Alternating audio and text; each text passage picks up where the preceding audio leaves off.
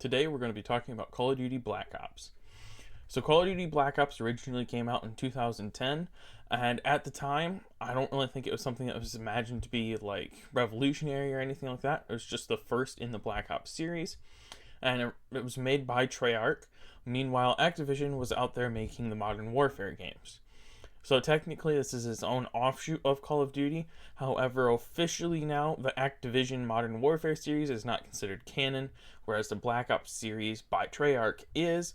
So technically speaking, this is the only, well, we should just say the only true version of Call of Duty, I guess. I mean, it doesn't really make a difference to me either way. But if this is the only part that's technically canon, then that means that the other part is not. Therefore, Black Ops would be the only true version of Call of Duty. I don't think it's that big of a deal. I know some Call of Duty stands and simps are all about that, but I don't really care. Anyways, so there are some things about this game that I really liked. I know it was the first Call of Duty game to really have like a big zombies release, which was kind of a big deal at the time. World at War had, I think, 3 zombie maps in total, and everybody got kind of interested, but it was really rudimentary, nothing super fancy. And then the first Black Ops game brought about this whole world of zombies, really. And Black Ops really is where all the zombies modes came from. However, when Activision and Treyarch first started making games together around the time of like Infinity Wars and Advanced Warfare, that's when everything started to shift a little bit. But we'll leave those in the past since I've already talked about them. So for this one, I liked a lot of things about it, like getting to play as like John F. Kennedy, Fidel Castro, some of these other important figures of the 1960s, because the whole reason this is Black Ops is because it was set back during that time. Anyways, so let's just talk about the campaign first of all. So in the campaign, you play as Alex Mason, who's technically sort of a sleeper agent, but the main theme of this game is all the numbers. Like you sit in the lobby before you even start playing it, at the main load screen, and the guy just keeps asking you, "What do the numbers mean, Mason? Tell us about the numbers." And that's kind of the general theme of the game. Is you go through the thing playing as Mason, as he knows that there's sleeper agents around the world, and there's chemical agents that will be deployed, not like people agents, but like chemical bombs and things that would be deployed if he doesn't stop the numbers from being sent to these other sleeper agents, causing them to wake up and deploy these chemical agents.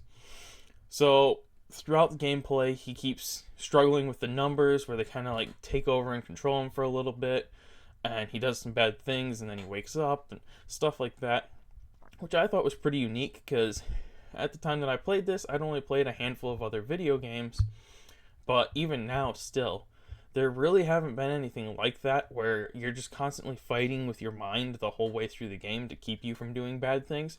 There are a handful of other games like that, but to me, at the time especially when I played it, this was the first game that I'd ever seen that was like that, so I thought it was pretty unique. Now, I never got to play the multiplayer because I didn't pick it up until a couple of years after the game came out, and I didn't have internet access at the time. So the multiplayer I played was like at my friend's house like one time for like maybe 15 or 20 minutes, because at that point he already had Black Ops 2, and so we were playing Black Ops 2 online. So the multiplayer, I don't know much about it really. I enjoyed what little bit I got to play, but at the time I was really young. It was really rudimentary still, some things like that. So I don't know much about it. Anyways, one of the coolest things to me was the fact that at the load screen, you can, now most people didn't know this right away, but you can look around and see around the room that you're in, and then if, like for me on Xbox, if I spam left and right trigger, I can break out of my restraints, and then there's a computer terminal sitting in the room, and if I walk over to that terminal, I can enter different codes, like DOA, to unlock the Dead Ops arcade, which I personally really enjoyed at the time. I haven't enjoyed as much the further versions of it, but I did really enjoy the Dead Ops arcade in Black Ops. You could also unlock all the intel for the game. However, it would reset all of your achievements and findings throughout the game.